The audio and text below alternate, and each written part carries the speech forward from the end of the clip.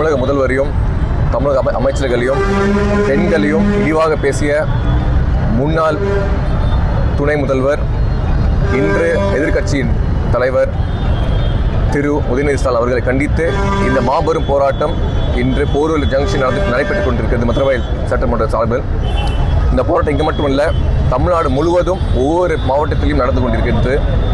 இந்த போராட்டம் இதோட முடியாது. நம்ம ஒரு காவல்துறையிலும் சென்று ஒரு கம்ப்ளைண்ட் அஃபிஷியலாக கொடுக்குறோம். கமிஷன் ஆஃபீஸையும் கொடுத்துருக்காங்க. தஞ்சாவூரில் நடவடிக்கை ஆல்ரெடி எடுக்க ஸ்டார்ட் பண்ணிட்டாங்க. இந்த ஆபாசமான பேச்சை பெண்கள் முகம் சுளிக்கும் வகையில் பேசியதால் தமிழ்நாடு முழுவதும் அவருக்கு அதிருப்தி ஏற்பட்டுள்ளது. மக்கள் அவர் நினைச்சு மிகவும் அருவருப்பாக தோணுகின்றனர்.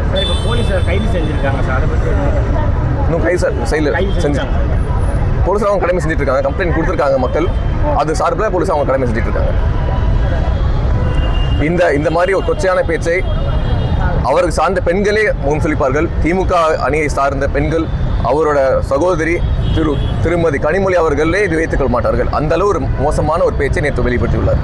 அவர் என்ன சொல்லியிருக்காருன்னா, திசை திருப்பும் செயல் இதே வேலை தான் தொடர்ந்து பார்த்துட்டு மக்கள் பார்த்து கொண்டுட்டு இருக்காங்க. மக்களுக்கு தெரியும் இது திசை திருப்பும் செயலா இல்லை அவர் பேசியதுக்கு ஒரு எதிரொலியா என்று.